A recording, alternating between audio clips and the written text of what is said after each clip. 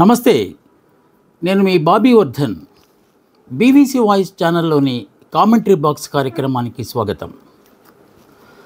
ఇవాళ ఇంకొక ముఖ్యమైన అంశం మీద విశ్లేషణ చేయడానికి నేను మీ ముందుకు వచ్చాను. అది రాజకీయందే. తప్పనిసరి పరిస్థితుల్లో అలాంటివి కూడా మనం చేయాల్సిన పరిస్థితి వస్తుంది. ఎందుకంటే పబ్లిక్ డిమాండ్ అలా ఉంది కనుక. చెరువులో నీరున్నప్పుడే కప్పలు తిప్పలుగా వస్తాయనేది ఒక నీతి సూత్రంగా మనం ఇన్నాళ్ళు వింటున్నాం.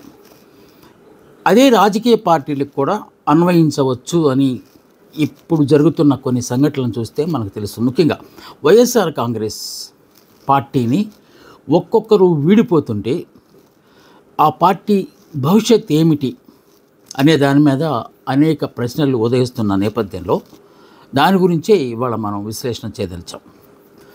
ఇదే పరిస్థితి ఇలాగే కొనసాగితే ఒక్కొక్కళ్ళు జారుకుంటూ వెళ్ళిపోతే ఆ పార్టీ దుకాణం బంద్ చేయాల్సి రావచ్చేమో అనే అనుమానాలు కూడా వస్తున్న నేపథ్యంలో ఈ అంశానికి ప్రాధాన్యత సంతరించుకుందని చెప్పి మనం అందరం భావించవచ్చు.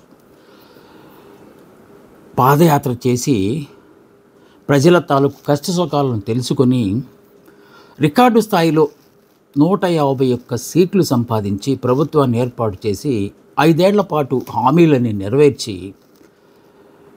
ప్రజల గుండెల్లో చిరస్థాయిగా ఉండిపోదామనుకున్న ఒక నాయకుడు ఆ తర్వాత ఎన్నికల్లో ఘోరంగా పరాభవం చెందటం, కేవలం 11 సీట్లకు మాత్రమే పరిమితం కావడం యాదృచ్ఛికమే. అంటే రాజకీయాల్లో ఇవన్నీ సర్వసాధారణమే అనుకోవచ్చు. ఒక్క సీటుతో మొదలైన భారతీయ జనతా పార్టీ దేశాన్ని 15 సంవత్సరాలు పాలించటం అనేదాన్ని ఎవరు ఊహించలేదు. అదే రాజకీయం అంటే. సో ఇక్కడ అధికారం ఉన్నప్పుడు అందరూ ఆ అధికార ఫలాలను అనుభవించి విలాసాలని ఆస్వాదించి, ఇప్పుడు పార్టీ కష్టకాలంలో ఓడిపోయి కష్టకాలంలో ఉన్న సమయంలో ఎవరికి వారే మెల్లగా జారుకుంటూ ఉంటే ప్రాంతీయ పార్టీలుగా ఉన్న కొన్ని పార్టీల తాలూకు భవితవ్యం ఎలా ఉంటుంది అనే దాని మీద ఇవాళ మనం ఎక్కువ దృష్టి సారించాల్సిన ఆస్కారం ఉంది. పార్టీలో నంబర్ 2 ఎవరు అనంటే విజయసాయిరెడ్డి పేరే అందరికీ వినిపిస్తుంది. విజయసాయిరెడ్డి అంటే ట్రబుల్ షూటర్ అని, విజయసాయిరెడ్డి అంటే ఎక్కడ సమస్య ఉంటే అక్కడ ఆయన చేరిపోతాడు, ఎలాగైనా ఆ సమస్య పరిష్కారానికి మార్గాన్వేషణ చేస్తాడు అని చెప్పి భావించేవాళ్ళు. అందుకే అతనిని 2 సార్లు రాజ్యసభకు పంపించారు. ఒకసారి లోక్సభకు పంపిద్దామని కంటెస్ట్ చేస్తే ఆయన ఘోరంగా ఓడిపోవడంతో మళ్ళీ రాజ్యసభనే కొనసాగుతూ వచ్చారు. ఆయన చాలా సందర్భాల్లో వారిని అనేక జిల్లాలకు ఇన్ఛార్జిగా వేశారు. ముఖ్యంగా విశాఖపట్నం జిల్లాకు వారిని ఇన్ఛార్జిగా వేసిన సమయంలో అనేక వివాదాలకు ఆయన కేంద్ర బిందువు అయ్యారు. ముఖ్యంగా కుమార్తెకు ఆస్తులు కూడబెట్టడంలో ఆయన అధికార దుర్వినియోగానికి పాల్పడ్డారని చాలామంది అప్పట్లో యాగి చేశారు. వాటిలో కొంత వాస్తవం ఉన్నప్పటికీ ఆయన రాజీనామా చేసిన తర్వాత ప్రెస్ మీట్లో అవన్నీ అబద్ధాలని, తాను నిజాలే చెప్తానని, దైవసాక్షిగా ఇవన్నీ చెప్తానని వారు చెప్పుకుంటూ వచ్చారు. అసలు ఏం జరిగింది, ఎందువల్ల రాజీనామా చేశారనే దాని మీద అనేక రకాల వ్యాఖ్యానాలు వస్తున్నాయి. ముఖ్యంగా టీవీల్లో, కూటమి సపోర్ట్ చేసే టీవీల్లో అయితే ఘోరాతి ఘోరమైన చర్చలు జరుగుతున్నాయి. అక్కడ అతన్ని ఏదో జగన్మోహన్ రెడ్డి గారు దూషించారని, ఒక దశలో చేయి చేసుకున్నారని ఏదో రకరకాల విమర్శలు లేకపోతే ఆరోపణలు వస్తున్నాయి. ఏదేమైనా అతను రాజీనామా చేసిన తర్వాత నిర్వహించిన ప్రెస్ మీట్లో చెప్పిన దాన్ని బట్టి చూస్తే ఏదో కాస్త మనస్తాపానికి గురైనట్టే మనకి అర్థమవుతుంది. అధికారంలో ఉన్నప్పుడు ఏమేమి చేశారు, అధికారం పోయిన తర్వాత ఎలాగ ప్రవర్తిస్తున్నారు అనే దానికి ఆయన్ని బెస్ట్ ఎగ్జాంపుల్గా తీసుకోవచ్చు అనేది. ఈ వైఎస్ఆర్ కాంగ్రెస్ అధికారం పోకముందు, అధికారం పోయిన తర్వాత ఈ ఆయారాం గయారాంల పరిస్థితి ఒకసారి మనం వెనక్కి వెళ్ళి కనుక మనం చూస్తే కొంతమంది 2024 ఎన్నికలు వచ్చే సమయానికి కొంతమంది జారుకున్నారు. వాళ్ళలో బాలశౌరి గారు ఉన్నారు, అలాగే కృష్ణదేవరాయలు, అలాగే రామనారాయణ రెడ్డి, వీళ్ళందరూ ముందుగానే మెల్లగా జారుకుని వేరే పార్టీలకు వెళ్ళి వేరే పార్టీల ద్వారా కంటెస్ట్ చేశారు, గెలుచుకున్నారు. ఇక పార్టీ ఎలక్షన్కి వెళ్ళిపోయిన తర్వాత 11 సీట్లకు పరిమితమై ఓడిపోయిన తర్వాత ఇంకా చాలామంది వెళ్ళు ఎవరినైతే గట్టిగా ఆయన జగన్మోహన్ రెడ్డి, ఈ పార్టీ అధ్యక్షుడు జగన్మోహన్ రెడ్డి నమ్ముకున్నారో వాళ్ళే అతనికి ద్రోహం చేసి వెళ్ళారనే ఒక విమర్శలు కూడా, ముఖ్యంగా ఆ మోపిదేవి వెంకటరమణ అనే వ్యక్తి. ఆయన ఎమ్మెల్యేగా కూడా గెలవలేకపోవడంతో డైరెక్ట్గా బీసీ సమీకరణతో ఆయన్ని రాజ్యసభకు పంపించారు.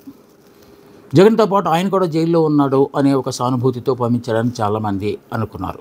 అలాగే బీదా మస్తాన్ రావు, మరో బీసీ వర్గానికి చెందిన వ్యక్తిని కూడా పంపించారు. మన రాష్ట్రం నుంచి కాకుండా ప్రక్క రాష్ట్రం నుంచి మరో బీసీ జాతీయ నాయకుడు ఆర్ కృష్ణని తీసుకొచ్చి కూడా రాజ్యసభకు పంపించారు. అప్పుడు చాలా విమర్శలు కూడా ఎదుర్కొన్నారు. మన రాష్ట్రంలో అంతటి సమర్థులు లేరా, ఎక్కడి నుంచో తీసుకురావాల్సిన అవసరం ఏంటి అంటే, ఆయన జాతీయ నాయకుడు అని చెప్పి నమ్మబలికే ప్రయత్నం చేశారు జగన్మోహన్ రెడ్డి గారు. కానీ అతను కూడా బయటకు వచ్చేశారు. వరుసనే మోపిదేవి దగ్గర నుంచి, బీదా మస్తాన్ రావు దగ్గర నుంచి, ఆర్ కృష్ణ దగ్గర నుంచి, రాజ్యసభ నుంచి బయటకు వచ్చేసి రిజైన్ చేసి కొంతమంది కూటమి ప్రభుత్వానికి చేరువయ్యారు. ఆర్ కృష్ణ మాత్రం బీజేపీ దగ్గర హామీ తీసుకునే మళ్ళా చేరిపోయి ఆయన మళ్ళా బీజేపీలో చేరిపారు. ఇక మంత్రులు, ఎమ్మెల్యేలు, ఎమ్మెల్సీలు అసలు ఎవరు పడితే వాళ్ళు బయటికి వెళ్ళిపోతున్నారు, ఇష్టారాజ్యంగా బయటకు వెళ్ళిపోతున్నారు. ఒక పక్క ఈ డ్యామేజ్ని సవరించే పరిస్థితులు, లేకపోతే ఆ డ్యామేజ్ని అధిగమించే పరిస్థితుల్లో జగన్మోహన్ రెడ్డి రాష్ట్రంలోని వివిధ ప్రాంతాలకు సంబంధించిన నాయకులందరినీ పిలిపించి వాళ్ళల్లో ధైర్యాన్ని, భరోసా ఇచ్చే కార్యక్రమాలు ఒక ప్రక్క చేస్తూ ఉంటే, మరో ప్రక్క కేసులను భరిస్తూ, ఎందుకంటే కూటమి ప్రభుత్వం రెడ్ బుక్ రాజ్యాంగం ఆయన అంటుంటారు కదా అప్పుడు జగన్మోహన్ రెడ్డి గారు, ఆ రెడ్ బుక్ రాజ్యాంగం ప్రకారం అనేక మంది మీద కేసులు పెట్టి వేధిస్తున్న క్రమంలో చాలామంది భయపడి వెళ్ళిపోతున్నారనే ఒక వాదన కూడా ఉంది. అయినప్పటికీ వాళ్ళలో ధైర్యాన్ని, స్థైర్యాన్ని పెంచేందుకు ప్రాంతాల వారీగా సమావేశాలు నిర్వహించి వాళ్ళకి దిశానిర్దేశం, మళ్ళీ మనం రాబోతున్నాం, అప్పుడు మనం చూస్తాం, 7 నెలల్లోనే కూటమి తాలూకు డొల్లతనం బయటపడిపోయింది, మనం అలాంటిది చేయము, పైన దేవుడు ఉన్నాడు, ఎదురుగా ప్రజలు ఉన్నారు అని చెప్పి ఇలాగ పాత పాట ఆయన చెప్పడం మొదలుపెట్టాడు. కానీ అది ఎక్కువ మందికి అర్థమైనట్టు కనిపించట్లేదు. ఎందుకంటే అంత భరోసా నింపినా కూడా జనాలు ఇంకా బయటకు వెళ్ళిపోతున్నారంటే కొంచెం అది ఇబ్బందికరమైన పరిణామంగానే నేను భావించాలి. అది విజయసాయిరెడ్డి కూడా బయటకు వెళ్ళిపోవడం. అదే సమయంలో విజయసాయిరెడ్డితో అంటే రవిచంద్రారెడ్డి అని చాలా మంచి మాటకారి, వైఎస్ఆర్ కాంగ్రెస్ పార్టీలో ఆ పార్టీని ఎవరు ఏమన్నా కూడా విరుచుకుపడే మనిషి. ముఖ్యంగా టీవీ డిబేట్స్లో అతను ఉన్నాడంటే అవతల వ్యక్తి భయపడే అంత గొప్పగా మాట్లాడే వ్యక్తి. పార్టీని కూలంకషంగా స్టడీ చేసి మూలాల్లోకి వెళ్ళిపోయి డిఫెన్స్ చేయడంలో ఆయన చాలా దిట్ట. జగన్మోహన్ రెడ్డి మీద ఈగ వాళ్తుంది అనగానే అదేదో ఏనుగుచ్చి పడినంత భయానకమైన దీన్ని ప్రదర్శించి, భక్తిని ప్రదర్శించి పరిరక్షించడానికి ప్రయత్నించే వ్యక్తి రవిచంద్రారెడ్డి, స్పోక్స్మెన్, అఫీషియల్ స్పోక్స్మెన్, అధికార ప్రతినిధి. ఆయన కూడా రిజైన్ చేయటం అనేది ఇప్పుడు కొంచెం ఏంటి, పార్టీ పట్ల జనాలకు పూర్తిగా నమ్మకం పోయిందా అనే అనుమానాలకు తావిస్తున్నది. అసలు ఎవరెవరు ఎలా ఎప్పుడెప్పుడు వెళ్తున్నారనే దాని మీద ఒక్కసారి మనం టూకీగా మాట్లాడేసుకుని ఆ తర్వాత మిగతా దాంట్లోకి కారణాలు అవన్నీ వెతికే ప్రయత్నం చేద్దాం. ఎమ్మెల్యేల దగ్గరికి వచ్చేసరికి పెండం దొరబాబు గారు, గుంటూరు జిల్లాకు సంబంధించిన వ్యక్తి, ఆయన చేశారు. అలాగే విప్పుగా ఉన్న ఉదయభాను, కృష్ణా జిల్లా, ఆయనతో ప్రారంభమైంది. ఇక కిలారి రోసియ్య, ఆయన కూడా గుంటూరుకు సంబంధించిన వ్యక్తి అనుకుంటాను. ఆ తర్వాతే అవంతి శ్రీనివాసు, గ్రంథి శ్రీనివాసు, వీళ్ళు బయటకు వచ్చినప్పుడు కొంచెం ఇబ్బందికరమైన మాటలు మాట్లాడారు. మిగతా వాళ్ళు కొంచెం సంయమనం పాటించినా కూడా వీళ్ళిద్దరు, గ్రంథి శ్రీనివాస్ అండ్ అవంతి శ్రీనివాస్, విశాఖపట్నానికి సంబంధించిన వ్యక్తి, భీమిలి నియోజకవర్గం, వారు ఏం చెప్పారంటే అసలు మాకు స్వేచ్ఛ లేదు, ఆయన మా మాట వింటలేదు, జగన్మోహన్ రెడ్డి గారిలో మార్పు రాలేదు, ఆయన దూకుడుగా వెళ్ళిపోతున్నాడు. ముఖ్యంగా వాళ్ళు బహుశా పరోక్షంగా కూటమికి చేరువవడానికో అన్నట్టుగా ఒక వాదన కూడా తీసుకొచ్చారు. 7 నెలలకే కూటమి ప్రభుత్వం అయిపోయింది అని చెప్పి రాష్ట్రపతికి కంప్లైంట్ ఇస్తాను అని చెప్పడం అనేది అది దూకుడుగానే మనం భావించాలి. అలాంటివన్నీ చేస్తే ఏ నాయకుడు మనలేడు అలాంటి వాదనలు కూడా ఈ గ్రంథి శ్రీనివాస్ అండ్ అవంతి శ్రీనివాస్ మాట్లాడినట్టు మనం చూసాం. ఇంకా అత్యంత సన్నిహితుడు, లేకపోతే వెరీ లాయల్ టు సీఎం, అదే ఫార్మర్ సీఎం జగన్మోహన్ రెడ్డి గారికి అనుకున్న వ్యక్తి, పైగా డిప్యూటీ సీఎంగా కూడా చేసిన వ్యక్తి, ఆరోగ్య శాఖ మంత్రిగా చేసిన ఆళ్ల నానిగారు కూడా రిజైన్ చేయటం. నేను రాజకీయాలకు దూరంగా ఉంటాను అని ఎవరైనా రాజకీయం చేసిన తర్వాత, రిజైన్ చేసిన తర్వాత చెప్పే మాట అది, నేను రాజకీయాలకు దూరంగా ఉంటాను, కొన్ని రోజులు అయిపోగానే వెళ్ళి తిరుగుతాను.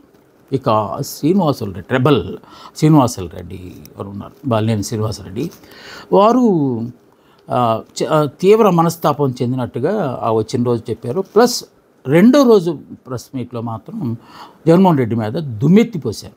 ఒక నియంత ఈ రాష్ట్రాన్ని పరిపాలించాడు 5 ఏళ్ల పాటు. మేమందరం ఆ నియంత చెప్పు చేతల్లో పనిచేశాము. ఆరోగ్య శాఖకు సంబంధించిన అంశాలను కూడా అతనే చూపిపోయి అసలు మంత్రిమండలి పేరుకే ఉంది, అన్నీ ఆయనే చూసేవాడు, అన్ని సంతకాలు ఆయన ద్వారానే వెళ్ళిపోయాయి, మొత్తం డెసిషన్లన్నీ ఆయనే తీసుకునేవాళ్ళు, కేవలం సంతకం మాత్రం మాతో పెట్టించాడని కొన్ని వివాదాస్పదమైన వ్యాఖ్యలు చేశారు. బహుశా ఆయన కూటమి ప్రభుత్వంలోకి అదే కూటమిలోకి వెళ్తారనే కూడా అప్పట్లో ఒక ప్రచారం అయితే బాగా జరిగింది. ఇక ఎమ్మెల్సీల విషయంలో వచ్చేసరికి పోతుల సునీతతో ప్రారంభమైంది. జగన్మోహన్ రెడ్డి చేసిన ఒక అది దుశ్చర్యనాలో లేకపోతే దుందుడుకు స్వభావాల్లో అంటే వాళ్ళ తాలూకు బ్యాక్గ్రౌండ్ని కూడా ఏం చూడకుండా ఎవరికి పడితే వాళ్ళకి ఇచ్చేసాడని ఆ పార్టీ వాళ్ళే చెప్పుకుంటున్న మాటలు. పలానా వ్యక్తి తాలూకు కాంట్రవర్సీ అని చెప్తే అయినా పర్లేదు, మన దగ్గరికి వస్తే వాళ్ళే మారిపోతారు అనే ఒక భరోసాతో ఎవరికి పడితే వాళ్ళని ఎమ్మెల్సీలు ఎమ్మెల్యేలు చేశాడు ఆయన అని చెప్పేది ఒక విమర్శ కూడా ఉంది. పోతుల సునీత, పద్మశ్రీ, కర్రీ పద్మశ్రీ అని చెప్పి ఆవిడ గవర్నర్ నామినీగా ఆ ఎమ్మెల్సీకి వెళ్ళారు. కళ్యాణ చక్రవర్తి, వీళ్ళు ముగ్గురు దూకేశారు, గోడ దూకేశారు ఇప్పటికే. ఇక మాజీ ఐపీఎస్ ఆఫీసర్ రాయలసీమ ప్రాంతం నుంచి ఉన్నారు ఆయన, ఇంతియాజ్, ఆయన కూడా రిజైన్ చేశారు. వాళ్ళందరినీ ఏరి కోరి తెచ్చుకున్నారు.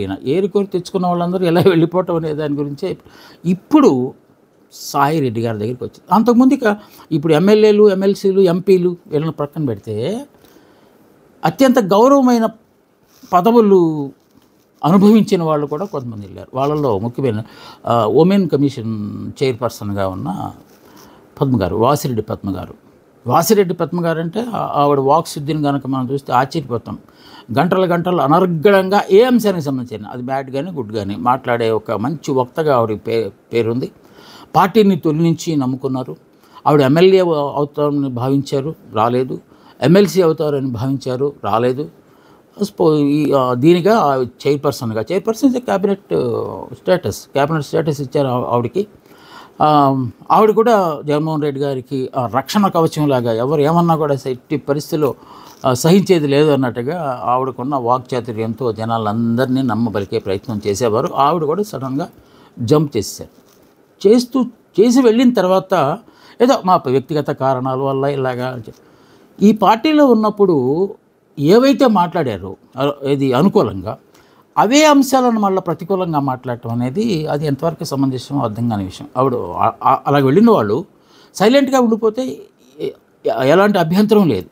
అంతకుముందు రాజుడు, వీరుడు, సూర్యుడు, వీరి తర్వాతే దేవుడు అని చెప్పుకున్న వ్యక్తి మీద మళ్ళా టోటల్ రివర్స్లో నియంత దగులుబాజీ, ఎవడ మాట ఏం వినడు, మేము ఎన్నోసార్లు చెప్పి చూసాము అసలు వినలేదు, ఇలాంటి చెప్పడం అనేది కొంత ఆశ్చర్యానికి గురి చేసింది. ఇంకా కొంతమంది ఇలాగ పదవులు తీసుకున్న వాళ్ళలో ఎఫ్డిసి అంటే ఫిల్మ్ డెవలప్మెంట్ కార్పొరేషన్ చైర్మన్గా చేసిన పోసాని కృష్ణమౌళి గారు, వారైతే బహుశా అతను కూడా చాలా దీక్షతో పనిచేశారు. అలాగే జగన్మోహన్ రెడ్డి గారు అంటే చాలా లాయల్గా ఉండేవారు. తనకి ఇచ్చిన పదవికి థియేటర్ ఫెస్టివల్ అంతా నిర్వహించారు.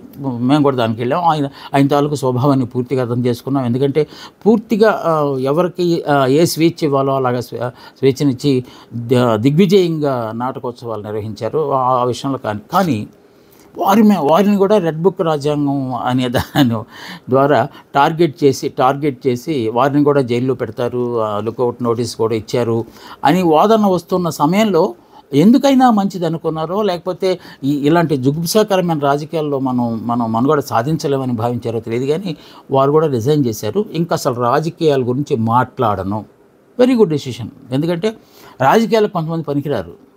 ముఖ్యంగా కుండబద్దలుగా కొట్టి మాట్లాడేవారు రాజకీయాలకు అసలు పనికిరారు. రాజకీయాలు అంటే తేనెబూసిన కత్తిలాగానో ఇప్పుడున్న నిర్వచనం ప్రకారం అయితే రాజకీయాలు అంటే నిజంగా ప్రజాసేవ అదంతా గాన్ ఆర్ దోస్ డేస్. ఇప్పుడు అవి లేవు.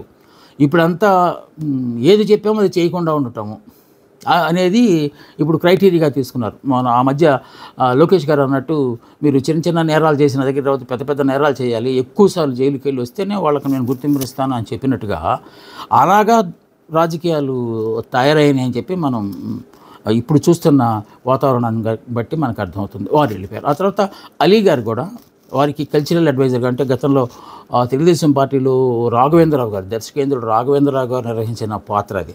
ఆ పాత్ర అలీ గారికి ఇచ్చారు. బహుశా దానికి ఆయన అంత సాటిస్ఫై కాలేదేమో, సంతృప్తి చెందకుండానే ఉన్నారేమో, లేకపోతే ఇలాగా ఎందుకైనా మంచిది, అధికారంలో లేనప్పుడు మనం ఉంటే అటు సినిమాలో పోయి ఇటు రాజకీయాలు ఆపాదించి ఎందుకు ఈ గొడవ అనుకున్నారేమో, వారు కూడా రిజైన్ చేసి వెళ్ళిపోయారు. సో ఇక్కడ ఒకళ్ళు వెళ్తుంటే పార్టీ ఖాళీ అయిపోతుందేమో అనే ఒక వాతావరణం అక్కడ వచ్చింది. పైగా ఈ కేసులు ఒక ప్రక్క నడుస్తూ ఉన్నాయి, ఇంకొక ప్రక్క రఘురామకృష్ణరాజు గారు బెయిల్ రద్దు చేయమని చెప్పి ఇంకొక వైపున ప్రయత్నాలు చేస్తున్నారు. ఇదంతా జరుగుతున్నప్పుడే ఈ జగన్ నేతృత్వంలోని వైఎస్ఆర్ కాంగ్రెస్ పార్టీ సంక్షోభంలో పడింది, కష్టాలు ఎదుర్కోబోతుంది అని చెప్పడానికి మరో ఉదాహరణ కూడా ప్రత్యర్థులు చేస్తున్నారు. దాంట్లో మొట్టమొదటి ఏంటంటే, ఈ మధ్య మన రాష్ట్ర పర్యటనకు వచ్చిన కేంద్ర హోంశాఖ మంత్రి అమిత్ షా గారు చంద్రబాబు గారు పవన్ కళ్యాణ్ గారితో సమావేశం అయినప్పుడు జగన్మోహన్ రెడ్డి గురించి ఆరా తీశారని, వారికి ఎన్ని ఆస్తులు ఉన్నాయో కూడా కనుక్కున్నారని, ఎక్కడెక్కడ ప్యాలెస్లు ఉన్నాయో ఆ ప్యాలెస్ల తాలూకు విలువ ఎంత, ఇలాంటి అంశాలను కూడా తెలుసుకున్నారని, తద్వారా త్వరలో వారిని అరెస్ట్ చేయడానికి రంగం సిద్ధమైందని ఇంకొక వాదన ఉంది. ఇంకో ప్రక్క వారిని తొందరగా అరెస్ట్ చేయించండి మీరు అని, జగన్మోహన్ రెడ్డి గారిని అరెస్ట్ చేయించండి అని చెప్పి చంద్రబాబు నాయుడు గారు కోరినట్టుగా కూడా కొన్ని పత్రికల్లోనూ లేకపోతే మీడియాలోనూ ప్రచారం అయితే జరిగింది.